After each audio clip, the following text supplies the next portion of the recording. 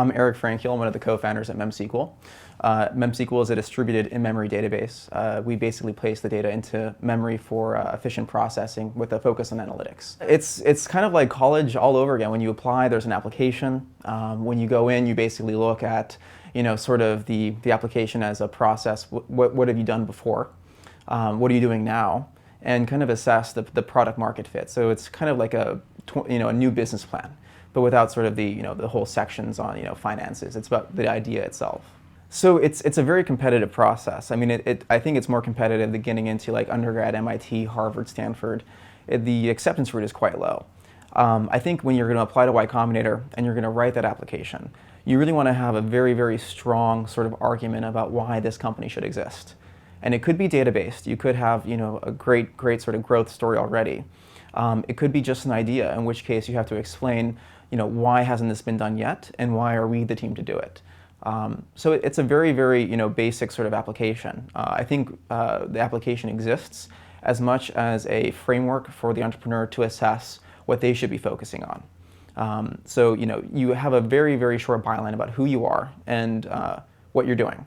And then it basically walks you through a SWOT analysis of what might competitors be doing, for example. What are some opportunities that you also are pursuing?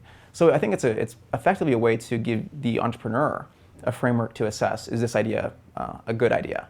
And then you can actually go into the program and get that feedback.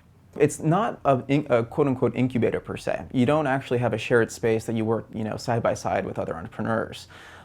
You spend that time kind of building on your stuff, whether that's in your own private environment, your own shared space, other places.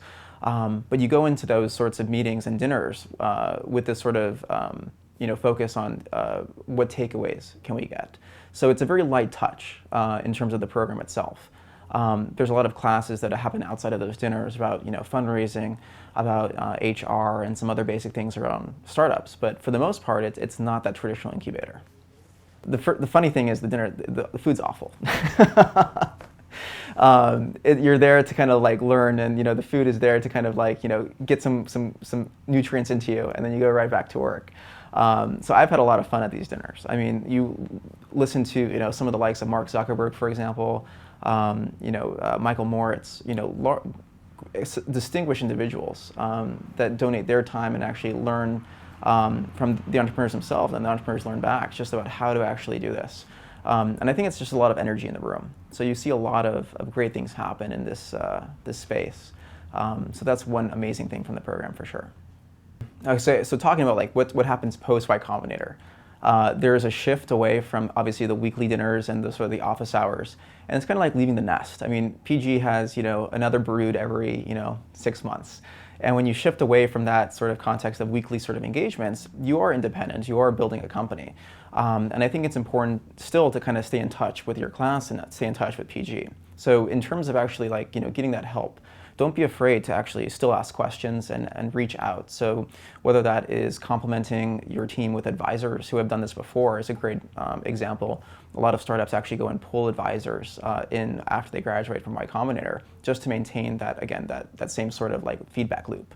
Other things that are extremely helpful, of course, are continuing to rapidly develop. In terms of what consumer startups do, a lot of startups actually shift to daily pushes. So you're still, pushing code, every day. For us, we have a different schedule, but we still push code very, very quickly comparison to other like large enterprise companies. So post YC, you really are independent, but the network is still there. So when you were in that class, you had 100 other folks, 200 other folks also going through that program. And I think that they all moved to San Francisco or Mountain View or Palo Alto for the most part. And there's a strong network out there. So keep on tapping that, and you'll come across great business opportunities or just advice in general. So I mean, there are some big takeaways from Y Combinator. I think first and foremost is iterate quickly. It's rapid prototyping, rapid iteration. Every week is quite different. Some entrepreneurs actually ditch their idea 1 week to the next. Can be a couple pivots for certain teams. So I think that's very interesting to see. When we started our company going in, there was no pivot. We just knew what we had to do. But if you're doing a consumer company, it's very easy to shift that technology into a different setting. The second thing I would say is obviously the network.